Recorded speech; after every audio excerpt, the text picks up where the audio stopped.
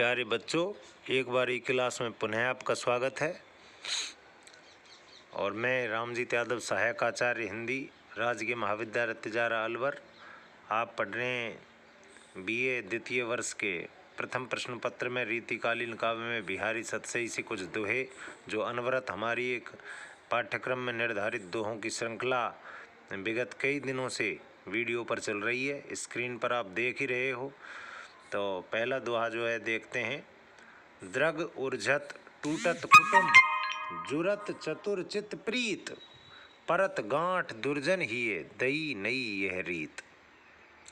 देखिए, इसमें नायक नायिका के प्रेम का चित्रण है और उस पर एक व्यक्ति प्रेम का समाज पर क्या प्रभाव पड़ता है, व्यष्टि का समष्टि पर जो पड़ने वाला प्रभाव है वो इसमें चित्रित किया है कि प्रेमी प्रेमिका को समाज किस दृष्टिकोण से देखता है।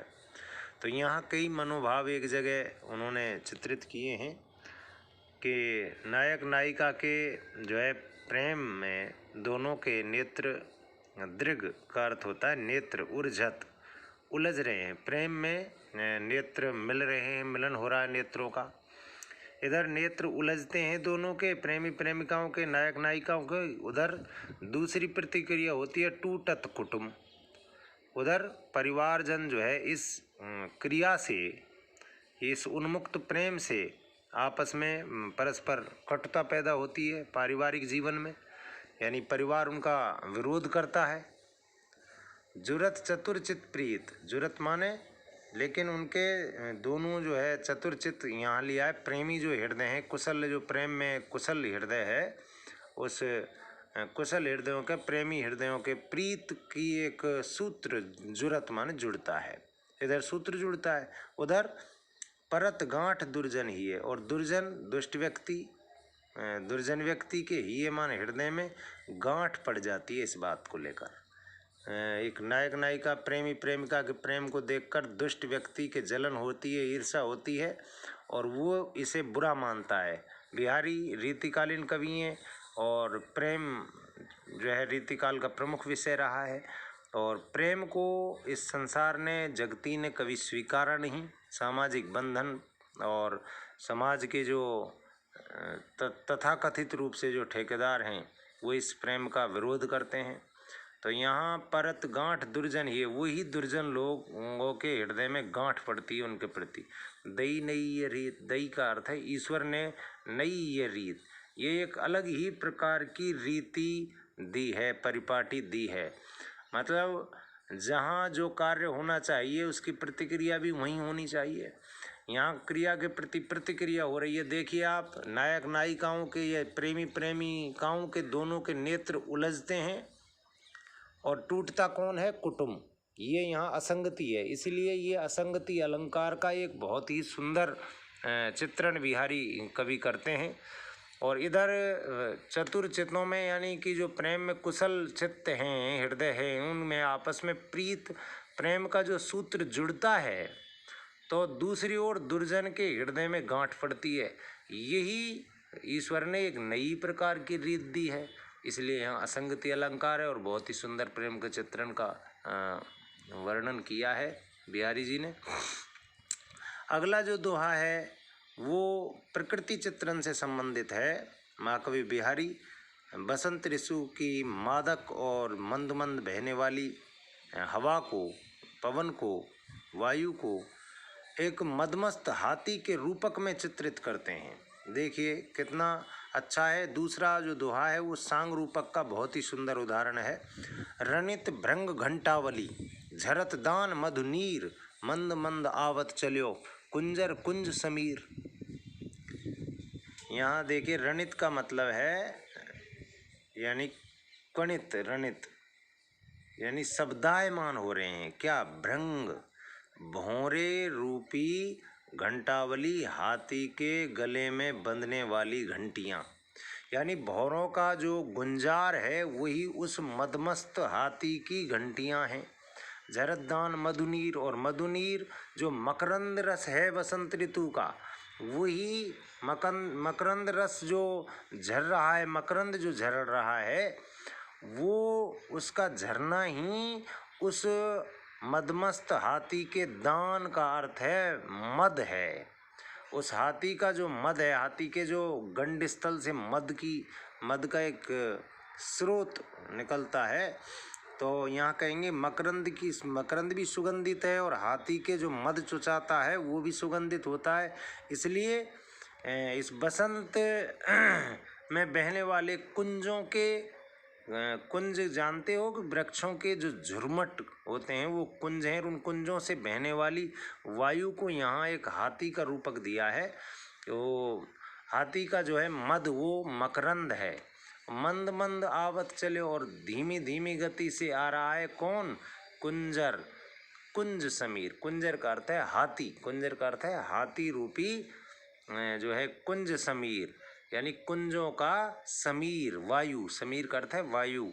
कुंजों से बहने वाली बसंत ऋतु की धीमी धीमी हवा, वायु, पवन, ये एक ऐसे समझिए जैसे मदमस्त हाथी की तरह आ रहा है। क्योंकि बसंत ऋतु में गुंजायमान जो हवा होती है और एक मकरंदों की सुगंधित रस को वो उसकी सुगंध को वहन करके लाती है। तो यहाँ पूरा रूपक सांग रूपक अंगों सहित उपमानों का उपमेय का उपमान पर अंग सहित जो है आरोप लगाया है, अभेद आरोप है, इसलिए रूपक अलंकार है। देखिए दोबारा देख लीजिए अर्थ को, बहुत सुंदर दोहा है, सांग रूपक का अच्छा उदाहरण है। कुंजर कुंज को सभंग यमक का जो है हम रूप दे सकते हैं। मंद मंद में पुनरुक्ति प्रकाश अलंकार का यहाँ प्रयोग किया गया है।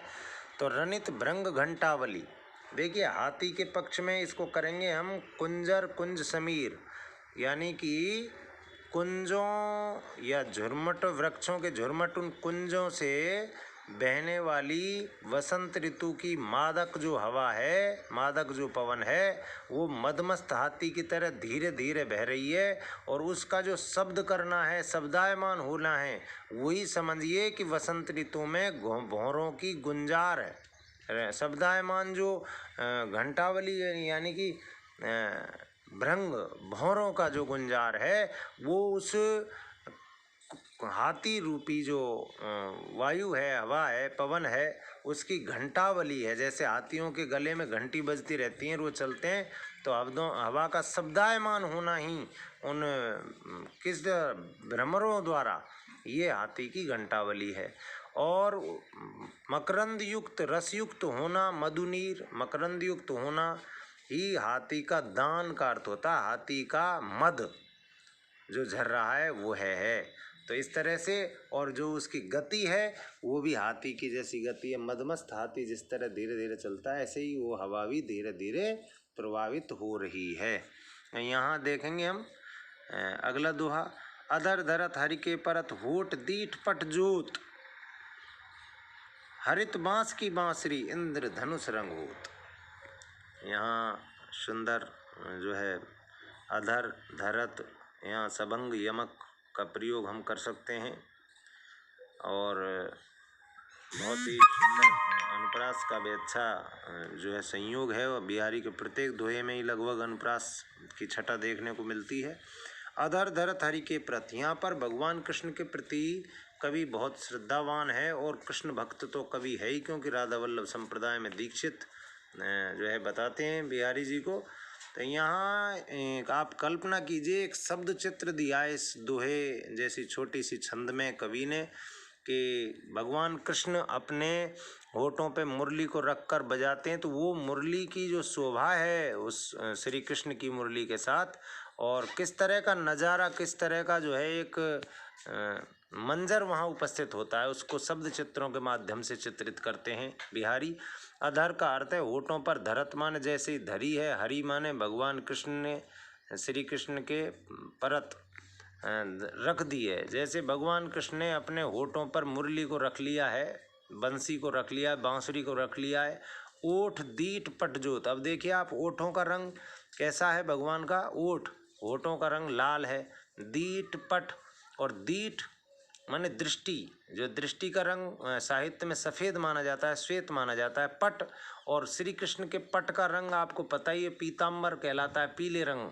तो यहाँ होठों का लाल, दृष्टि का सफ़ेद और पट का जो है पीला, ये 3 रंग यहाँ हो गए। और हरित बाँस यानी हरे बाँस की बाँसुरी तो हरे रंग की है, इंद्रधनुष रंग हो। इन सब का संयोजन होने से इंद्रधनुष रंग होता है, क्योंकि भगवान कृष्ण खुद श्यामल वर्ण के हैं, श्याम रंग के हैं। तो यहाँ कई रंग जब मिलते हैं तो इंद्रधनुष की छटा जो है दृष्टव्य होती है। और श्री कृष्ण का मुरली बजाना, हरे बाँस की मुरली बजाना और अपनी जो है श्याम रंग की कांति से, होठों के लाल रंग से, दृष्टि के सफ़ेद से, और उनके वस्त्र है उनका वो पीले रंग का है, ये सब रंगों के संयोजन से इंद्रधनुष का जो है एक छवि दिखाई देती है कवि बिहारी को।